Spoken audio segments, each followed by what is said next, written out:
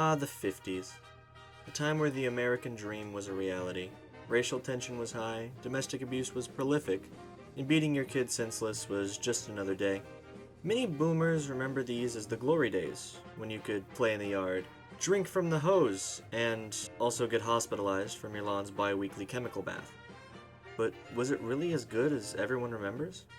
Let's find out. Ralph was sick, a sickness that was not visible like smallpox, but no less dangerous and contagious, a sickness of the mind. You see, Ralph was a homosexual. After the great oopsie that was World War II, millions of soldiers came home riddled with PTSD and wanted nothing more than to settle down and start a family. Rampant birth rates and consumption of consumer products caused the economy to go into overdrive, causing an explosion of new products, most of which were dubious and unsafe, but still fun nonetheless. From death sticks to meth pills, consumer technology was skyrocketing into absurdity and never really stopped. But all the new tech was pretty cool. After turning all of that steel and oil from the war into scrap, scientists and inventors had a lot of spare material to experiment with, leading to revolutionary inventions such as these. Look at those. I recognize some of those. Many of these have led into the tech of today, and some of which haven't really gotten a hardware update since they came out, but who's to say? Alright, so this is a bit more of a touchy subject, so I will do my best to handle this as well as I can. So, race relations were not very positive in the 50s, and racism was a massive problem towards people of color. Luckily, things have changed quite a bit for the better. Of course, it's not perfect, but I think we can all agree that it's nowhere near as bad as the 50s was.